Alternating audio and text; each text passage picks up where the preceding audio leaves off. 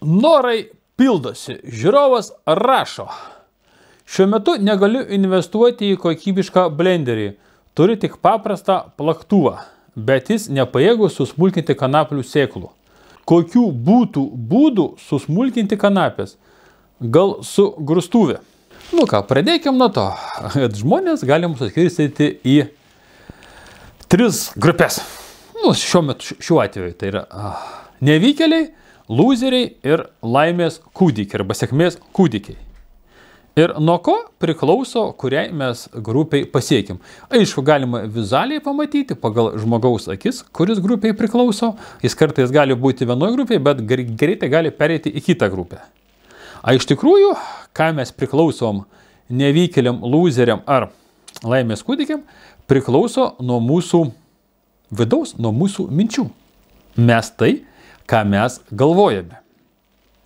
Ir dabar padarėkim taip.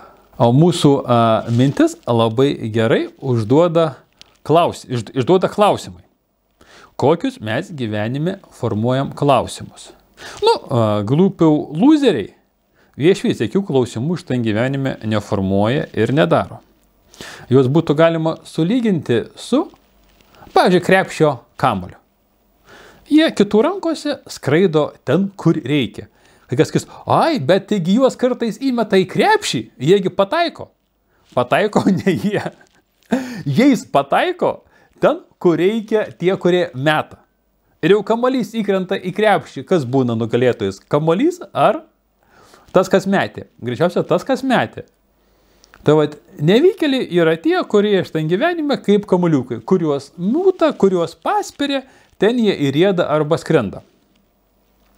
A dabar kuo skiriasi, kaip sakiau, laimės kūdikis ir nevykėlis? Tai priklauso nuo to, kokius mes užduodam klausimus. Ir dabar būtent šio konkrečio atveju labai gerai matosi.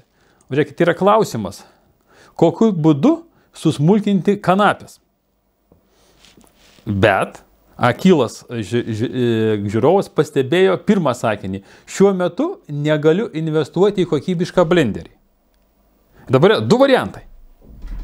Arba užduoti klausimą, ką man padaryti, kad aš turėčiau kokybišką blenderį. Tokius klausimus formuoja lyderiai, laimės kūdikiai, laimingi žmonės. Jie žino, ko nori ir žino, kaip teisingai užduoti klausimą. Čia vat kaip ir žmogus žino, ko nori.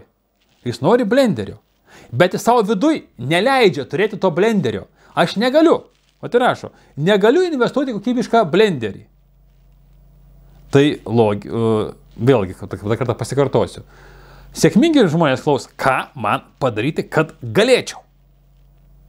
Lūzeriai, jie tada užduoda klausimą, ta prasme, suprastinantį jo galimybės. Mažiau negu jis savo norėtų arba galėtų. Bet jau, kad žmogus užduoda klausimą, jau yra gerai. Jis ieško sprendimų, jis netgi paliko komentarą. Tai jisai turi šansų pakliūti prie lyderių arba prie laimingų žmonių. Ir jam tik tai yra mažas dalykas. Reikia išmokti formuluoti klausimus. Tai vat kaip klausimas skambėtų visas atvejais gerai. Aišku, mes dabar galėtume visi sakyti, oi, tai dabar bandyk, kaip šis rašo, su grūstuvė bandyk. Aš skaičiau, tai gal bandyk su paprastu blenderiu, dėk mažesnį kiekį, plak mažesnį kiekį, plak ilgiau. Kaip ir šitie visi patarimai būtų geri, kaip ir kažkokio sprendimo ieškotumėm. Bet tų sprendimų ieškojimas, turiu suprast, kad sprendimų ieškojimas yra gerai, bet priklauso nuo to, kokių mes ieškam sprendimų, tokių, kokių mes norim, ar kažkokių daugmaž, kad mus tenkintų. Tai yra nedidelis tik tai skirtumas. Ir visiems jums rekomenduoju.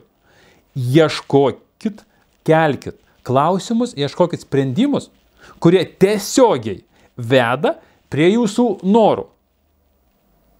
Ir jeigu, gerai pažiūrėsim, ar šis komentatorius, žiūrovas, turi šansų pereiti į lyderių grupę ar ne.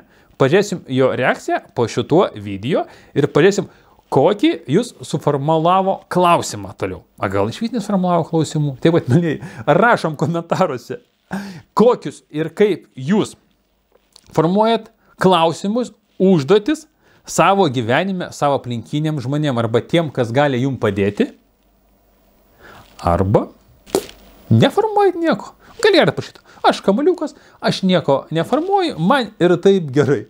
Kaip ten vaikiškan multikė. Gaitis, mus ir čia gerai maitina. Kas vyresni, šitą dalyką atsina. Taip pat, mėlyjei.